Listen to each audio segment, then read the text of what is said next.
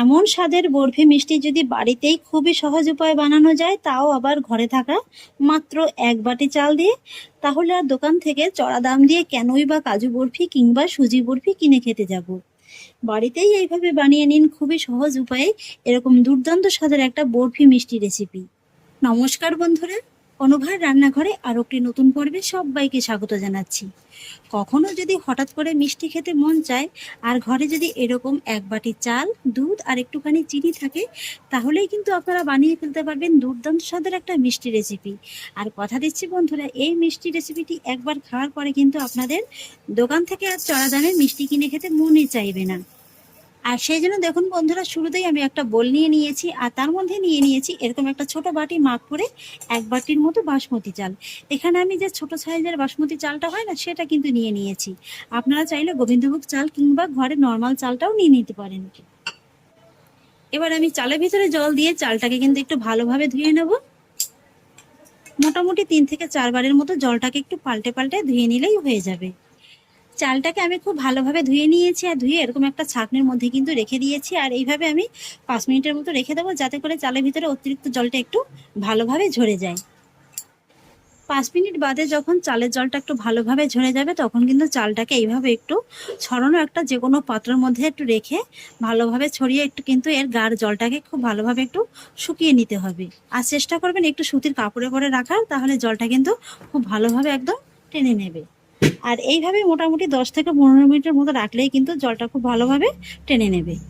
আর তাতে করে কি হবে, চালটাও যেমন একটু হালকা করে ফুলে উঠবে আর সেই জন্য কিন্তু চালটা একটু বেড়েও যাবে। তাহলে বন্ধুরা 15 মিনিট বাদে ফিরে আসছি। 15 মিনিটের মধ্যেই দেখুন চালটা কিন্তু খুব সুন্দরভাবে একদম শুকিয়ে গেছে। এই যে দেখুন কতটা ঝরঝরে হয়ে গেছে, আর চালটা দেখুন আগের তুলনায় কিন্তু একটু বেশ ভালোভাবে ফুলেও গেছে। এই যে দেখুন, এবার আমি চালটাকে একটা বাটির মধ্যে নিয়ে নেব। এবার দেখুন চলে এলাম রেসিপির পরবর্তী ধাপে। গ্যাস ওভেনে একটি কড়াই বসিয়ে দিয়েছি আর তার মধ্যে নিয়ে নিচ্ছি 2 চা চামচের মতো ঘি।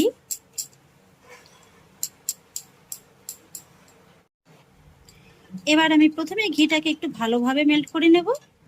ঘিটা ভালোভাবে মেল্ট হয়ে গেছে, আর এবার আমি এই যে ধুয়ে জল ঝরিয়ে রাখা বাসমতি চালটাই ঘিয়ের মধ্যে নিয়ে নেব। সেই সঙ্গে নিয়ে নেব সুন্দর একটা ফ্লেভারের জন্য 4টি ছোট এলাচ। এই চালের সঙ্গে একসঙ্গেই আমি ভালোভাবে ভেজে নেব। আর এবার আমি এই চালটাকে মিডিয়াম ফ্লেমে এইভাবে অনবরত নেড়ে চেড়ে কিন্তু একটু ভালোভাবে ভেজে নেব।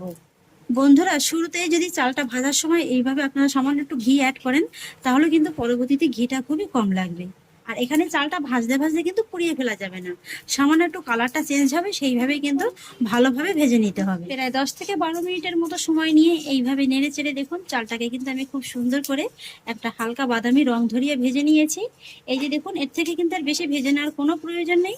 আর চালটা যখন পারফেক্টভাবে ভাজা হবে না, তখনই কিন্তু আপনারা নিজেরাই বুঝতে পারবেন চালটা একদম হালকা হয়ে যাবে আর চাল ভাজার কিন্তু খুব সুন্দর একটা গন্ধও বেরোবে। এবার আমি গ্যাসের ফ্লেমটাকে অফ করে দেব। তারপরে ভাজা চালটাকে অন্য একটি জায়গায় নামিয়ে একটু ভালোভাবে ঠান্ডা করে নেব। ওদিকে চালটা একটু ঠান্ডা হতে থাক, আর সেই ভাগে চলুন আজকে রেসিপির জন্য বাকি কাজগুলো সেরে নিই। সেই জন্য ওভেনে আবারও কড়াইটিকে বসিয়ে দিয়েছি আর তার মধ্যে নিয়ে নিচ্ছি যে বাটিটা মেপে আমি চালটা নিয়েছিলাম, সেই বাটিরই 1 বাটির মতো তরল দুধ। দুধটাকে কিন্তু এখানে আমার আগে থেকেই জাল করে নেওয়া আছে। আর চেষ্টা করবেন একটু ঘন দুধ নেওয়া, তাহলে কিন্তু মিষ্টিটা খেতে বেশি ভালো লাগবে। আর একই সঙ্গে নিয়ে নেব ওই বাটিরই 1/2 বাটির মতো গুঁড়ো দুধ। বন্ধুরা, এইভাবে একটু মিষ্টিটা তৈরি করার সময় সামান্য গুঁড়ো দুধ দিয়ে দেখবেন, মিষ্টিটা খেতে কিন্তু জাস্ট একদম অসাধারণ লাগবে। এবার আমি গুঁড়ো দুধটাকে লিকুইড দুধের সঙ্গে একটু ভালোভাবে মিশিয়ে নেব। গুঁড়ো দুধটাকে আমি লিকুইড দুধের সঙ্গে খুব ভালোভাবে মিশিয়ে নিয়েছি। আর এবার আমি দুধের মধ্যে অ্যাড করব 1 চা চামচের মতো ঘি। আর এবার ঘিটাকেও কিন্তু এই দুধের সঙ্গে একটু ভালোভাবে মিশিয়ে নেব। আর তারপরে এইভাবে মোটামুটি মিডিয়াম ফ্লেমে এই 3 থেকে 4 মিনিটের মতো একটু ফুটিয়ে নেব। আর এই দুধটা জাল করার সময় কিন্তু অবশ্যই এইভাবে একটু মাঝে মাঝে নেড়ে চেড়ে নেবেন। যেহেতু এর মধ্যে গুঁড়ো দুধটা দেওয়া আছে, তাই কিন্তু খুব সহজেই কড়ার নিচে ধরে যেতে পারে।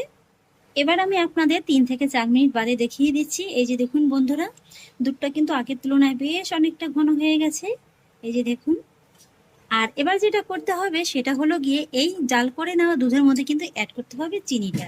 তাই আমি কিন্তু ওই বাটিরই 1 বাটির মতো চিনিটা অ্যাড করছি। আপনারা কিন্তু চিনির পরিমাণটা কম বেশি করে নিতে পারেন। এবার কিন্তু এই চিনিটাকে এই দুধের সঙ্গে খুব ভালোভাবে মিশিয়ে নিতে হবে। আর তারপর কিন্তু আবারও একটু সময় নিয়ে জাল করে নিতে হবে, কারণ এই চিনিটা যখন এই দুধের সঙ্গে গোলানো হয়ে যাবে না ভালোভাবে, তখন কিন্তু এই দুধটা আবার আগের মতো পাতলা হয়ে যাবে।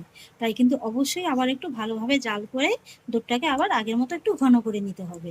এই তো বন্ধুরা, মিডিয়াম হাই ফ্লেমে এইভাবে অনবরত নেড়েচেড়ে আরও মোটামুটি 3 থেকে 4 মিনিটের মতো সময় নিয়ে দুধটাকে জাল করে কিন্তু আবার আগের মতো ঘন করে নিয়েছি।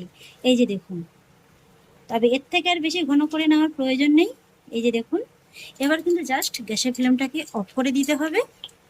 আর তারপরে এই কড়াইটিকে অন্য একটি জায়গায় একটু নামিয়ে এটাকে একটু হালকা করে ঠান্ডা করে নিতে হবে।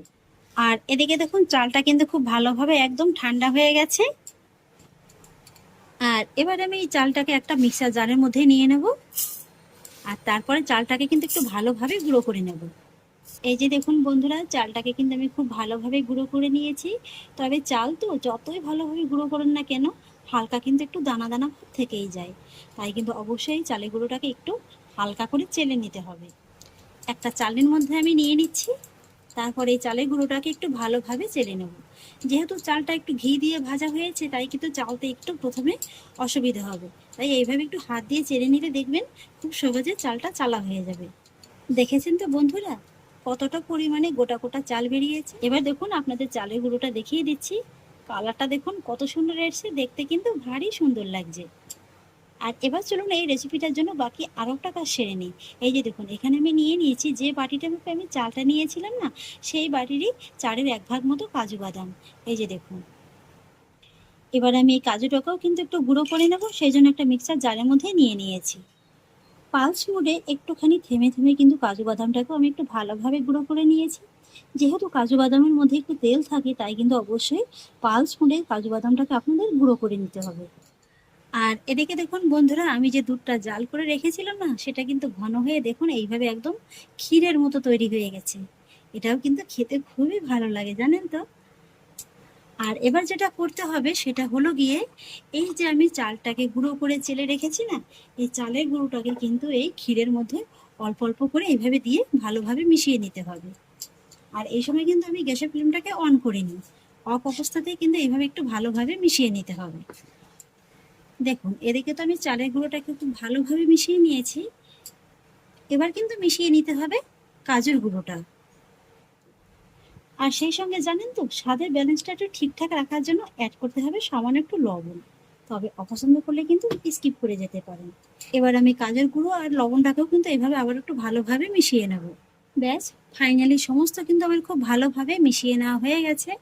আর এবার গ্যাসের ফ্লেমটাকে একেবারে কমিয়ে রেখে এই যে মিশ্রণটাকে কিন্তু এইভাবে একটু অনবরত নেড়ে চেড়ে আরেকটু সময় নিয়ে পাক করে নিতে হবে। এখানে দেখুন বন্ধুরা, লো ফ্লেমে কিন্তু আমি এই মিশ্রণটাকে 3 থেকে 4 মিনিটের মতো একটু পাক করে নিয়েছি। তবে পাকটা কিন্তু এখনও পুরোপুরিভাবে পারফেক্টভাবে তৈরি হয়নি। আর এটা যখন গরম তাপ পাবেন, এটা কিন্তু এরকম হালকা করে আবার একটু লিকুইড হয়ে যাবে। এই যে দেখুন।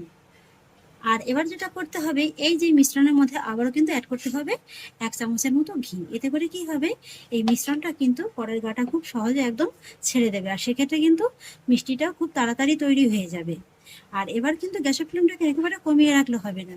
এবার কিন্তু মিডিয়াম লোয়ের মাঝামাঝি রেখে এইভাবে অনবরত নেড়ে ছেড়ে মিশ্রণটাকে তৈরি করে নিতে হবে। এই যে দেখুন, কড়ার গাটা কিন্তু খুব সুন্দরভাবে একদম ছাড়তে শুরু করে দিয়েছে। এইভাবে আরও মোটামুটি কিছুক্ষণ একটু জাল করে নিলেই হয়ে যাবে। এই যে দেখুন বন্ধুরা, মিষ্টিটা তৈরির জন্য কিন্তু আমার এই যে পাকটা একদম পারফেক্টভাবে তৈরি হয়ে গেছে।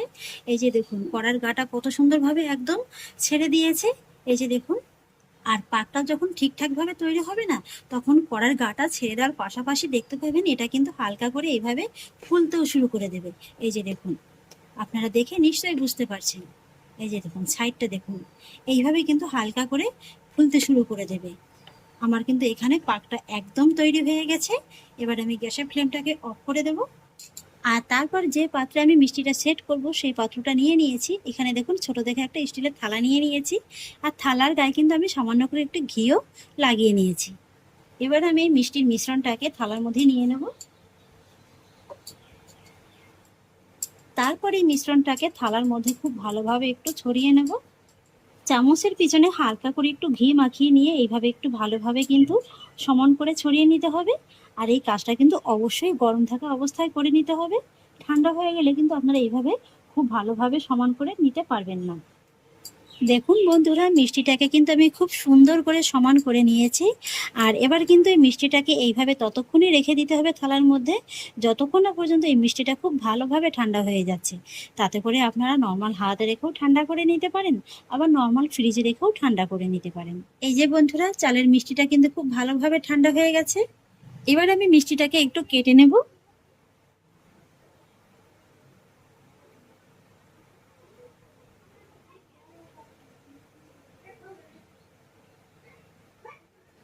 মিষ্টিটা ঠান্ডা হয়ে যাওয়ার পর না, জানেন তো, এটা কিন্তু ভালোই শক্ত হয়ে গেছে। তাই কিন্তু কাটতে একটু সামান্য অসুবিধা হবে, তবে চিন্তা নেই, কাটাটা যাবে। এই যে দেখুন, একটু সময় নিয়ে কেটে নিলেই কিন্তু হয়ে যাবে। আমার মনে হয় জানেন তো, এই মিষ্টিটা আমার একটু বেশি সময় নিয়ে রাখা হয়ে গেছে। আমি নর্মাল ফ্রিজে মোটামুটি 2 থেকে 3 ঘন্টার মতো রেখেছিলাম। আপনারা কিন্তু এর থেকে একটু কম সময় নিয়ে রাখবেন। তাহলে কি হবে, এই যে কাটতে যে যতটুকু অসুবিধা হচ্ছে না, এটা কিন্তু আর একদমই হবে না। এগুলো এতটাই পারফেক্ট ভাবে তৈরি হয় যে একবার কেটে নেওয়ার পরে কিন্তু থালা থেকে তুলতে আপনাদের কোনো রকমের কোনো অসুবিধাই হবে না। এই যে দেখুন, এই যে দেখুন বন্ধুরা, কতটা পারফেক্ট ভাবে তৈরি হয়েছে। এমন স্বাদের বরফি মিষ্টি যদি বাড়িতেই খুবই সহজ উপায়ে বানানো যায়, তাও আবার ঘরে থাকা মাত্র 1 বাটি চাল দিয়ে, তাহলে আর দোকান থেকে চড়া দাম দিয়ে কেনই বা কাজু বরফি কিংবা সুজি বরফি কিনে খেতে যাব।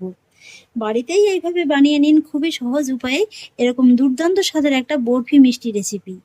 আর জানেন তো, এর মধ্যে সাধারণ একটু কাজু বাদাম দেওয়া হয়েছে না, যার কারণে কিন্তু এই মিষ্টিটার মধ্যে আপনারা অনেকটা কাজু বরফিরও স্বাদ পাবেন। রেসিপি হবে একটা, স্বাদ পাবেন কিন্তু 2 রকমের। আশা করছি আমার আজকের এই সন্দেশের রেসিপিটি আপনাদেরও খুব ভালো লেগেছে। যদি ভালো লেগে থাকে তাহলে আমাকে অবশ্যই একটা লাইক এবং কমেন্ট করবেন, সেই সঙ্গে বন্ধুদের সঙ্গে শেয়ার করবেন। আর প্লিজ বন্ধুরা, যদি আমার পরিবারের নতুন সদস্য হয়ে থাকেন তাহলে একটা সাবস্ক্রাইব করে পাশে থাকা বেল আইকনটি প্রেস করে দেবেন। ফিরে আসছি এরকমই পরের অন্য কোনো নতুন রেসিপি নিয়ে। সবাই ভালো থাকুন, সুস্থ থাকুন। ধন্যবাদ।